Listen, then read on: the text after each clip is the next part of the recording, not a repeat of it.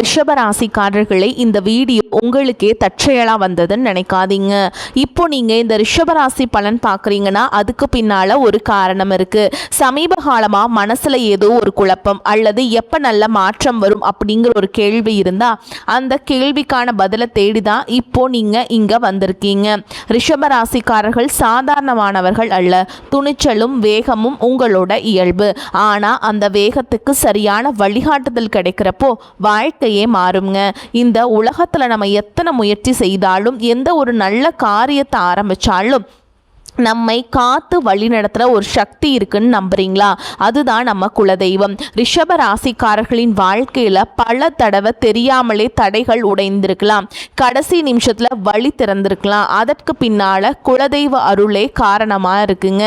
இந்த ரிஷபராசி பலன் உங்களுக்கு பலன் தரணும்னு நினச்சா இந்த கணமே ஒரு சின்ன விஷயம் செய்யுங்க. கமெண்ட் பாக்ஸில் உங்களுடைய குலதெய்வத்துடைய பெயரை எழுதுங்க. தெரியலனா எனக்கு குலதெய்வம் தெரியாதுன்னு எழுதினாலும் போதுங்க. மனசார எழுதுங்க. அந்த நம்பிக்கை தான் இந்த வீடியோவின் சக்தி. உங்கள் குலதெய்வத்தை மனசில் நினச்சிட்டு இப்போ இன்றைய ரிஷபராசி பலன்களுக்குள்ளே நுழையலாம் வாங்க. ரிஷபராசி நேயர்களே, வரக்கூடிய நாட்களில் உங்கள் வீட்டு வாசலில் மகிழ்ச்சி, பணம் மற்றும் புதிய வாய்ப்புகளின் திருவிழாவே நடக்க போகுதுங்க. இனி வரக்கூடிய நாட்கள் சாதாரணமான ஒன்றாக நினைத்து ஏமாந்து விட வேண்டாம். ஏனெனில் உங்களின் 5 பெரிய கனவுகள் இப்பொழுது நனவாக போகின்றன. 5 பெரிய கிரகங்கள் இந்த காலகட்டத்தில் பெயர்ச்சியாகி உங்கள் பிரகாசிக்க செய்ய போகின்றன. கடந்த 5 மாதங்களான ஜனவரி, பிப்ரவரி, மார்ச், ஏப்ரல் மற்றும் மே ஆகிய காலங்களில் உங்களின் ஒவ்வொரு காரியமும் கடைசி நேரத்தில் போய் தடைபட்டு போனது. யாரோ கண் திருஷ்டி வைத்தது போல ஒரு உணர்வு இருந்திருக்கும். வாழ்க்கையில் ஏதேனும் பெரியதாக சாதிக்க நினைத்தீர்கள், ஆனால் உங்களால் செய்ய முடியவில்லை. முன்னேற நினைத்தீர்கள், ஆனால் முன்னேற முடியாமல் யாரோ உங்கள் கால்களில் விலங்குகளை கட்டி போட்டது போன்ற ஒரு நிலை இருந்தது. ஆனால் நேயர்களே, இனி வரக்கூடிய நாட்களில் உங்கள் வாழ்க்கையில் வரவிருக்கும் ஒவ்வொரு தடைகளும் இப்பொழுது நீங்க போகின்றன. கால்களில் இருந்த விலங்குகள் இப்பொழுது உடைய போகின்றன.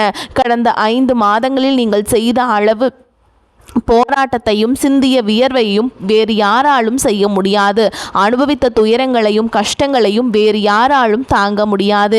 ஏனெனில் நீங்கள் ரிஷபராசிக்காரர்கள் எவ்வளவுதான் உடைந்து போனாலும், மனிதர்களிடமிருந்து எவ்வளவுதான் ஏமாற்றங்களை சந்தித்தாலும், வாழ்க்கையில் எவ்வளவு பெரிய துன்பங்கள் வந்தாலும் நீங்கள் ஒருபோதும் தோல்வியை ஒத்துக்கொள்வதில்லை. இன்னும் நீங்கள் சோர்வடைந்து விடவில்லை. அந்த ஒரு பெருமிதம் உங்களிடம் இருக்கிறது. அந்த பெருமிதம் இப்பொழுது உண்மையாக போகிறது. இனி வரக்கூடிய நாட்களில் உங்கள் உழைப்பிற்கான பலன், உங்கள் முயற்சிக்கான பலன் கிடைக்க போகிறது. ரிஷபராசி என்பது மற்றவர்களின் மகிழ்ச்சிக்காக தன் வாழ்க்கையின் ஒட்டுமொத்த மகிழ்ச்சியையும் தியாகம் செய்யக்கூடிய ஒரு ராசியாகும். தன் சொந்த பந்தங்களுக்காக தன்னையே இழக்க துணையும் குணம் கொண்டது ரிஷபராசி. ஆனால் இதில் உள்ள சிக்கல் என்னவென்றால், உங்களை சுற்றியுள்ள மக்கள், உங்கள் குடும்பத்தினர், உங்கள் வாழ்க்கை துணை என அனைவரும் உங்களை மிகவும் பலசாலி என்று நினைக்கிறார்கள். உங்களை பார்த்து உங்கள் வாழ்க்கையில் இவ்வளவு துன்பங்கள் இருக்கின்றன, இவ்வளவு கவலை மற்றும் மன அழுத்தத்துடன் நீங்கள் வாழ்ந்து கொண்டிருக்கிறீர்கள் என்று யாராலும் கணிப்பது கடினம். யாருமே உங்கள் மனதிற்குள் எட்டி பார்ப்பதில்லை. அனைவரும் உங்கள் முகத்தில் இருக்கும் புன்னகையை மட்டுமே பார்க்கிறார்கள். அதை பார்த்துவிட்டு இவன் வாழ்க்கையில் எல்லாம் நன்றாக இருக்கிறது, இவன் ஒரு பாறை போல உறுதியானவன் என்று நினைக்கிறார்கள். ஆனால் உங்கள் துயரத்தை உங்களை தவிர வேறு யாராலும் புரிந்து கொள்ள முடியாது. உங்கள் வாழ்க்கை சாதாரணமானது அல்ல என்பது எனக்கு தெரியும். சிறிய மகிழ்ச்சிக்காக கூட நீங்கள் போடும் உழைப்பை வேறு யாரும் போடுவதில்லை. மற்றவர்களுக்காக நீங்கள் செய்யும் நன்மைகளை வேறு யாரும் செய்வதில்லை. கடந்த காலத்தில் உங்களுக்கு சில ஏமாற்றங்களும் துரோகங்களும் கிடைத்திருப்பது உண்மைதான். அதுவும் யாரோ ஒரு அந்நிய மனிதர் செய்யவில்லை. இவர் என் வாழ்நாள் முழுவதும் துணையாக இருப்பார், யார் கைவிட்டாலும் இவர் என்னை கைவிட மாட்டார் என்று நீங்கள் எந்த மனிதரை நம்பினீர்களோ அவர்தான் உங்களுக்கு ஏமாற்றத்தை கொடுத்தார். உங்களுக்கு எப்போது அவரின் ஆதரவு மிக அதிகமாக தேவைப்பட்டதோ அந்த நேரம் பார்த்து உங்களை நடுவழியில் கைவிட்டார். ஆனால் அதை பற்றி பேசி என்ன பயன்? ரிஷபராசியினர் ஏமாற்றங்களை சந்தித்துதான் பலசாகி ஆகிறார்கள். இப்போது ஏமாற்றங்களை சந்தித்து நீங்கள் ஒரு பாறை போல உறுதியாகி விட்டீர்கள். வெளியிலிருந்து பார்க்கும்போது நீங்கள் ஒரு சிங்கம் போன்றவர்கள். ரிஷபராசியினர் சிங்கத்திற்கு நிகரானவர்கள். வெளியில் சிங்கம் போல கம்பீரமாக இருந்தாலும் உள்ளுக்குள் யாராவது ஒரு மனிதர் எந்த ஒரு சுயநலமும் இன்றி நிபந்தனை இல்லாமல் என் கையை பிடித்து நடக்க மாட்டாரா, என் தோளில் கை போட்டு துணையாக இருக்க மாட்டாரா என்று ஏங்குகிறீர்கள். ஆனால் அப்படி யாரும் கிடைப்பதில்லை. உங்களை மக்கள் தங்கள் சுயநலத்திற்காக மட்டுமே பயன்படுத்தி கொள்கிறார்கள். உங்களால் அவர்களுக்கு ஏதேனும் காரியம் ஆக வேண்டும் என்றால் மட்டுமே அனைவரும் உங்களுடன் இருப்பார்கள். உங்களிடம் காரியம் முடிந்துவிட்டால் அல்லது உங்களிடம் வசதி குறைந்து கஷ்டங்கள் வந்து விட்டால் அவர்கள் தங்கள் வழியை பார்த்து கொண்டு நகர்ந்து விடுகிறார்கள். ஆனால் அது நடக்காது. இனி வரக்கூடிய நாட்களில் ரிஷப ராசியினரின் வாழ்க்கையில் ஒரு பெரிய மாற்றத்தை கொண்டு வரப்போகிறது. கடந்த 5-6 மாதங்களாக இரட்டிப்பாகி இருந்த உங்களின் போராட்டங்கள், நீங்கள் அனுபவித்த வேதனைகள், குடும்பத்தில் இருந்த சண்டை சச்சரவுகள், வாழ்க்கை துணையுடன் இருந்த கருத்து வேறுபாடுகள், பணம் வந்தும் தங்காமல் இருந்த நிலை என அனைத்தும் மாறப்போகின்றன. ரிஷப ராசியினரின் வாழ்க்கையில் மகிழ்ச்சி வரத்தான் செய்கிறது. சிறியதோ பெரியதோ மகிழ்ச்சி வராமல் இல்லை. ஆனால் சிக்கல் என்னவென்றால் மகிழ்ச்சி வந்த வேகத்தில் உடனே மறைந்து விடுகிறது. கடந்த காலத்தில் நீங்கள் சில பெரிய கனவுகளை நிறைவேற்ற நினைத்தீர்கள், ஆனால் செய்ய முடியவில்லை. சில சமயங்களில் உங்கள் சொந்த மனிதர்களை உங்களை குழப்பி விடுகிறார்கள். யாராவது ஒருவர் உங்கள் மனதில் பயத்தையும் சந்தேகத்தையும் ஏற்படுத்தி, நீ இந்த வேலையை செய்தால் எனக்கு நல்லது, உனக்கு வெற்றி கிடைக்காது, இது உனக்கு சரியானது அல்ல, உன்னால் இதை செய்ய முடியாது என்று கூறி உங்களை திசை திருப்பி விடுகிறார்கள். இதனால் உங்களால் உங்கள் கனவை நிறைவேற்ற முடியாமல் போகிறது. ரிஷபராசியினரே, நீங்கள் மற்றவர்களின் வார்த்தைகளை கேட்டுக்கொண்டிருந்தால் எப்பொழுதும் பின்வரிசையில் தான் நிற்க வேண்டியிருக்கும். ஆனால் எப்போது நீங்கள் உங்கள் மனசாட்சியின் பேச்சை கேட்க தொடங்குகிறீர்களோ, உங்கள் சொந்த அறிவு கொண்டு உங்கள் வாழ்க்கையின் முடிவுகளை எடுக்க தொடங்குகிறீர்களோ, அப்போது உங்களை தடுக்க யாராலும் முடியாது. நீங்கள் உங்கள் இலக்கை அடைவதில் எந்த தடையும் இருக்காது. உங்களிடம் இருக்கும் ஒரே குறை, நீங்கள் தேவையை விட அதிகமாக மற்றவர்களின் வார்த்தைகளுக்கு காது கொடுக்கிறீர்கள். நீங்கள் ஒரு கடைக்கு சென்று உங்களுக்கு ஒரு சட்டை மிகவும் பிடித்து போய் அதை அணிந்து பார்க்கிறீர்கள்.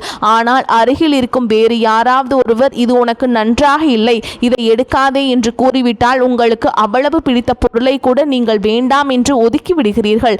மற்றவர்களின் விருப்பங்களை உங்கள் வாழ்க்கையில் திணித்துக் கொள்கிறீர்கள். இந்த பழக்கத்தை நீங்கள் எப்போது நிறுத்துகிறீர்களோ அப்போது உங்கள் வாழ்க்கை பாதுகாப்பானதாக மாறும். உங்களுக்கு மன நிறைவு கிடைக்கத் தொடங்கும். உங்கள் மனம் அலைவதை தடுக்க வேண்டும். மனம் அலைப்பாய்வதை நிறுத்திவிட்டால் உங்களை வெல்ல யாரும் இல்லை. இனி வரக்கூடிய நாட்களில் ஏன் இவ்வளவு விசேஷமானது, இதை பற்றி ஏன் இவ்வளவு பேசப்படுகிறது என்றால், மிக முக்கியமாக தேவகுரு பிரகஸ்பதி ஜூன் 2ஆம் தேதி மிதுன ராசியிலிருந்து கடக ராசிக்கு மாறி அங்கே உச்சம் பெற்றிருக்கிறார். குரு பகவான் புத்திக்கும் அதிர்ஷ்டத்துக்கும் காரகமானவர். கிரகங்களிலேயே குரு பலமாக இருந்தால் அந்த மனிதனின் அதிர்ஷ்டம் எப்போதும் துணையாக இருக்கும். இனி வரக்கூடிய நாட்களில் குரு பகவான் உங்கள் தனஸ்தானத்திலிருந்து நகர்ந்து 3ஆம் வீடான வீரியஸ்தானத்திற்கு வருகிறார். அங்கே சுக்கிரனும் இணைய போகிறார். உங்கள் ராசி நாதனான சுக்கிரனும் குருவும் உங்களின் 3வது வீட்டில் இணைவதால் உங்கள் வாழ்க்கையின் பெரிய முடிவுகளை நீங்களே சுய காலில் எடுக்க தொடங்குவீர்கள். மற்றவர்களின் பேச்சை நீங்கள் கேட்க மாட்டீர்கள். உங்கள் ஆளுமை திறன் எவ்வளவு பலமடையும் என்றால், உங்களை நிமிர்ந்து பார்த்தாலே உங்கள் எதிரிகள் நடுங்க தொடங்குவார்கள். உங்களை எப்போதும் தாழ்த்தி பார்க்க நினைத்த எதிரிகள் இப்போது உங்கள் காலில் வந்து விழுவார்கள். ஆனால் ஒரு விஷயத்தில் மட்டும் கவனமாக இருக்க வேண்டும். குருவும் சுக்கிரனும் 3வது வீட்டிற்கு வரும்போது மனிதன் தேவையை விட பெரிதாக பேச தொடங்குவான். வீண் பெருமை பேசுவான். அந்த தவறை நீங்கள் செய்யக்கூடாது. குரு இங்கே இருக்கும்போது நீங்கள் யாருக்கும் எந்த வாக்குறுதியும் கொடுக்க கூடாது. யாரிடமும் சபதம் செய்யக்கூடாது. இந்த விஷயத்தில் நினைவில் கொள்ளுங்கள். வரும் 3-4 மாதங்களுக்கு இந்த ஒரு மந்திரத்தை உங்கள் வாழ்க்கையில் கையாளுங்கள். யாருக்கும் நான் உனக்காக இதை செய்து தருகிறேன் என்று வாக்குறுதி கொடுக்க வேண்டாம். குருவின் இந்த பயிற்சி இதுவரை உங்கள் மனதில் இருந்த எதிர்மறை எண்ணங்களை நீக்கும். ஏதேனும் ஒரு புதிய காரியத்தை தொடங்க நினைக்கும் போது இதில் வெற்றி கிடைக்குமா கிடைக்காதா, காரியம் நடக்குமா நடக்காதா என்று ஒரு பயம் உங்களுக்குள் இருந்தது அல்லவா, அந்த பயம் இப்போது நீங்க போகிறது. இது தவிர உங்கள் லக்னத்தில் இப்பொழுது சூரியன் அமர்ந்திருக்கிறார். இந்த சூரியன் அடுத்து உங்களின் தனஸ்தானத்திற்கு செல்லும் பொழுது பண வரவிற்கான வழிகள் பிறக்கும். தற்பொழுது உங்களுக்கு கோபம் மிகவும் வேகமாக வருகிறது. ரிஷப ராசியினர் மற்றவர்களால் படும் கஷ்டங்களை விட தங்களாலேயே அதிக கஷ்டங்களை சந்திக்கிறார்கள். ஒரு காரியத்தை செய்ய வேண்டும், இதை நான் செய்தே தீருவேன் என்று உறுதியாக முடிவெடுக்கிறார்கள். ஆனால் அடுத்த கணமே உங்களின் அந்த ஆர்வம் குறைந்து விடுகிறது. இன்று ஒரு பெரிய கனவை நிறைவேற்ற வேண்டும், அதற்காக உழைக்க வேண்டும் என்று நினைக்கிறீர்கள். ஆனால் அடுத்த நாளே யாரோ இயக்க மனிதரின் பேச்சை கேட்டு உங்கள் ஆர்வத்தை இழந்து அந்த முயற்சியை கைவிட்டு விடுகிறீர்கள். உங்களிடம் தொடர்ச்சியான உழைப்பும் சுய கட்டுப்பாடும் சற்று குறைவாக உள்ளது. இதில் நீங்கள் மாற்றம் செய்ய வேண்டும். செவ்வாய் பகவானை கவனித்தால் வரக்கூடிய நாட்களில் செவ்வாய் பகவான் உங்கள் 12ஆம் வீட்டில் இருக்கிறார். எனவே இனி வரக்கூடிய நாட்கள், அதாவது ஜூன் மாதத்தில் இனி வரக்கூடிய 20 நாட்கள் செலவுகள் மிக அதிகமாக இருக்கும். தேவையற்ற இடங்களில் நீங்கள் பணத்தை செலவிட நேரலாம். அதிலிருந்து எந்த பயனும் கிடைக்காது. செவ்வாய் 12ஆம் வீட்டில் இருக்கும்போது மனிதன் ஒரு கடைக்கு சென்று ₹1 பொருளை வாங்க நினைத்தால் அங்கே ₹100 பொருளை வாங்கி வருவான். 1 லட்சம் ரூபாய் பொருளை வாங்க சென்றால் 5 லட்சத்திற்கான பொருளை வாங்கிவிட்டு பட்ஜெட்டை கெடுத்து கொள்வான். பின்னர் கடன்பட வேண்டிய சூழல் ஏற்படும். இந்த நிலை உங்களுக்கும் வரலாம். இந்த நாட்கள் நீங்கள் ஏதேனும் வாகனம் வாங்கும் திட்டம் வைத்திருந்தால் உங்கள் பட்ஜெட்டிற்குள் வாங்குங்கள். ஆடைகளை வாங்க சென்றாலும் பட்ஜெட்டை கவனியுங்கள். ஆடம்பரத்தையும் வெளிக்காட்டிக் கொள்ளும் குணத்தையும் சற்று குறைத்து கொள்ள வேண்டும். ஏனெனில் லக்னத்தில் சூரியன் இருப்பதால் உங்களுக்குள் ஒருவித அகந்தை வரலாம். சமூகத்தின் முன்னிலையும் குடும்பத்திலும் சுற்றுவட்டாரத்திலும் என் மதிப்பு உயர்ந்து நிற்க வேண்டும், எனக்கு மரியாதை கிடைக்க வேண்டும் என்று நீங்கள் நினைப்பீர்கள். இந்த கௌரவத்திற்காகவும் ஈகோவிற்காகவும் கடன் வாங்க நேர்ந்தாலும் நீங்கள் தயங்காமல் வாங்கி விடுவீர்கள். ஆனால் காலம் செல்ல செல்ல மற்றவர்களின் முன்னிலையில் உங்களை உயர்த்தி காட்ட நீங்கள் எடுத்த அதே முடிவு உங்களை கடனில் மூழ்கடித்து பட்ஜெட்டை கெடுத்து உங்களை தாழ்த்திவிடும். பின்னர் பிரச்சனைகளை மட்டுமே மிஞ்சும். ரிஷப ராசியினர் தங்களின் பணத்தை சேமிக்க பழகிவிட்டால், தங்களின் பொருளாதாரத்தை சற்று நிதானமாக கையாண்டால் உங்களை விட பலசாலி யாரும் இருக்க முடியாது. ஆனால் உங்களிடம் உள்ள ஒரே குறை, உங்களால் பணத்தை சேமிக்க முடிவதில்லை. சில சமயம் சொந்த பந்தங்களுக்காக செலவு செய்கிறீர்கள், சில சமயம் நண்பர்களுக்காக, சில சமயம் சமூகத்திற்காக, தான தர்மம் என்று ஏதோ ஒரு வழியில் பணத்தை செலவழித்து கொண்டே இருக்கிறீர்கள். இறுதியில் உங்களுக்கு பணம் தேவைப்படும் போது உங்களிடம் பணம் இருப்பதில்லை. உங்களின் ரிஷபராசி இந்த விஷயங்கள் அப்படியே உங்கள் வாழ்க்கையோடு ஒத்துப்போகும். அப்படி இருந்தால் அதை எனக்கு தெரியப்படுத்துங்கள் நேயர்களே. ஏனெனில் இவை சாதாரண விஷயங்கள் அல்ல.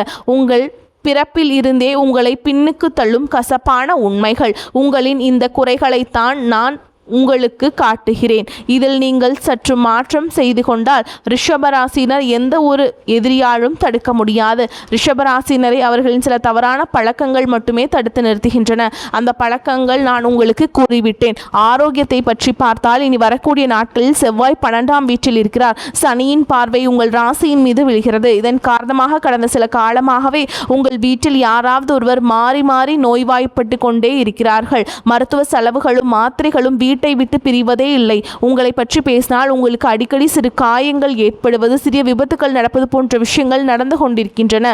அத்துடன் அசிடிட்டி பிரச்சனை, கால்களில் வீக்கம் அல்லது வலி, சீக்கிரம் சோர்வடைவது, சோம்பேறித்தனம், மூச்சு வாங்குதல் போன்ற உடல் உபாதைகள் உங்களுக்கு இருக்கலாம். இதிலிருந்து வெளியேறுவதற்கான பரிகாரத்தையும் நான் கூறுகிறேன். இறுதி வரை இணைந்திருங்கள். இதுவரை நீங்கள் இந்த வீடியோவை லைக் செய்யவில்லை என்றால் நீங்கள் லைக் செய்து பாருங்கள். நீங்கள் முன்கூட்டியே ராசி பலனை தெரிந்து கொண்டு வரவிருக்கும் பிரச்சனைகளிலிருந்து, சவால்களிலிருந்தும் தப்பித்து கொள்ளலாம். இந்த வீடியோவை நீங்கள் முழுசாக பார்க்குறீங்க அப்படின்னா வாழ்க்கையில் வரவிருக்கும் மகிழ்ச்சியை முழுமையாக அனுபவிக்க வேண்டும் என்பதற்காகவே நான் இதை பதிவு செய்கிறேன். எனவே வீடியோவை உடனே லைக் செய்து விடுங்கள். கமெண்ட் பாக்ஸில் நீங்கள் ஓம் முருகா போற்றி என்று எழுதுங்கள். சனி பகவானுடைய அருள் வேண்டுமென்றால் சனி பகவானை போற்றி என்றும் எழுதுங்கள். சனி பகவானை பார்த்து நீங்கள் பயந்தாலும் அவர்தான் உங்களுக்கு எப்போதும் பக்க பலமாக இருந்து உங்களை காக்கிறார்.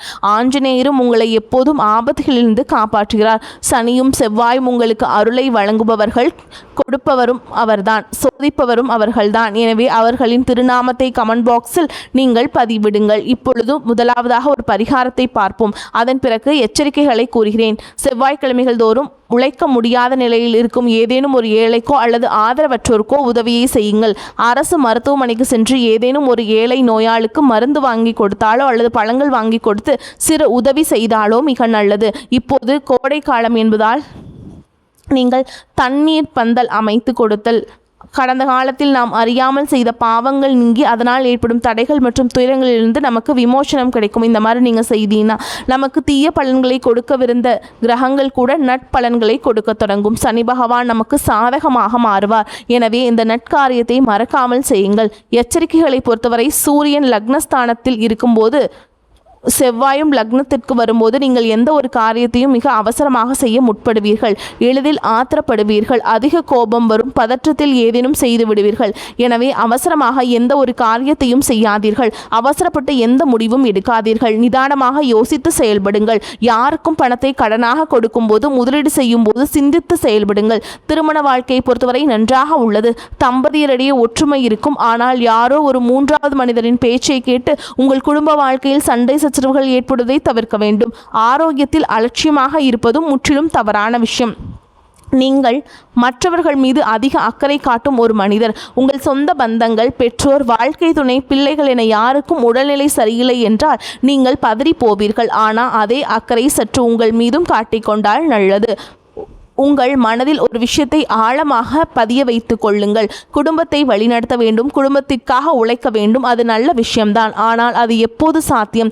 நீங்கள் ஆரோக்கியமாக இருந்தால் மட்டுமே உங்களால் அனைத்து பொறுப்புகளையும் சரியாக நிறைவேற்ற முடியும். உடல் ஆரோக்கியமாக இருந்தால் மட்டுமே உங்களால் உழைக்க முடியும், குடும்பத்தை முன்னேற்ற முடியும், குடும்பத்தின் கஷ்டங்களை தீர்க்க முடியும், பணம் சம்பாதிக்க முடியும். ஆனால் நீங்களே நோய்வாய்ப்பட்டு படுக்கையில் விழுந்துவிட்டால் உங்களின் பொறுப்புகளை யார் நிறைவேற்றுவார்கள்? சற்று சிந்தித்து பாருங்கள். எனவே முதலாவதாக உங்களை பலப்படுத்தி கொள்ளுங்கள். உங்கள் ஆரோக்கியத்தை கவனிங்கள். ரிஷபராசினர் இந்த விஷயத்தை வாழ்நாள் முழுவதும் மனதில் வைத்து கொள்ள வேண்டும். ஏனெனில் நீங்கள் உங்கள் கவனிப்பதே இல்லை. ஆரோக்கியத்தில் பெரிய பாதிப்பு ஏற்படும் போதுதான் நீங்கள் பதறுவீர்கள். எனவே முன்கூட்டியே உங்களுடைய உடல் ஆரோக்கியத்தை பார்த்து கொள்ளுங்கள். வரக்கூடிய வாய்ப்புகளை தவற விட்டுறாதீங்க. கெட்டியாக பிடிச்சுக்கோங்க. வாழ்த்துக்கள். வாழ்க வளமோடு நலமோடு. நன்றி, வணக்கம்.